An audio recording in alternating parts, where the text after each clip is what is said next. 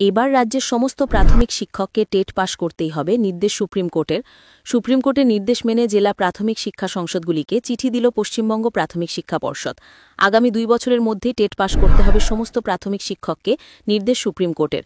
যাদের 5 বছরের কম চাকরি রয়েছে তাদের টেট উত্তীর্ণ না হলেই চলবে, পদোন্নতি চাইলে টেট পাস করতে হবে। 5 বছরের বেশি যাদের চাকরি রয়েছে তাদের টেট পাস বাধ্যতামূলক।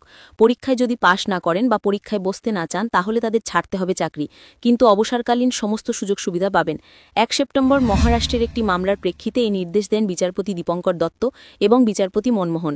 মহারাষ্ট্রের মামলার প্রেক্ষিতে সুপ্রিম কোর্টের নির্দেশ গোটা দেশে প্রযোজ্য, ব্যাখ্যা আইনজীবীদের। সুপ্রিম কোর্টের নির্দেশ মেনে জেলা প্রাথমিক শিক্ষা সংসদগুলিকে চিঠি দিয়েছে পশ্চিমবঙ্গ প্রাথমিক শিক্ষা পর্ষদ।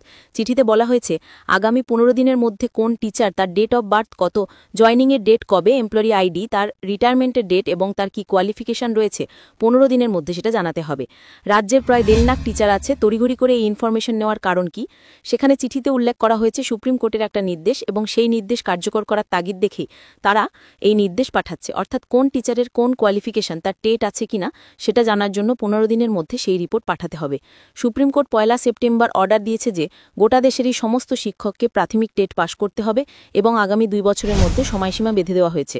2009 থেকে যে শিক্ষার অধিকার আইন লাগু হয়েছে, 2012 থেকে রাজ্যে টেট চালু হয়েছে প্রাইমারিতে, কিন্তু তার আগে বহু টিচার তারা টেট না দিয়েও কিন্তু চাকরি করছেন। আমাদের রাজ্যে যেটা হিসাব পাওয়া যাচ্ছে প্রাথমিক শিক্ষা সংসদের তরফ থেকে, প্রায় 1.5 লাখ টিচারের মধ্যে প্রায় 50,000 টিচার তারা টেট না দিয়েই অতীতে তারা চাকরি পেয়েছেন বা যারা চাকরি করছেন। সুপ্রিম কোর্ট স্পষ্ট করেছে যে মহারাষ্ট্র সরকারের একটা মামলার পরিপ্রেক্ষিতে যাদের চাকরির 5 বছরের কম বাকি রয়েছে তাদের টেট পাস করার দরকার নেই। যদি পদোন্নতি তারা চান তাহলে তাদের এই টেট পাস করতেই হবে। বাকি যারা টিচার রয়েছেন তাদের প্রত্যেককে টেট পাস করতেই হবে।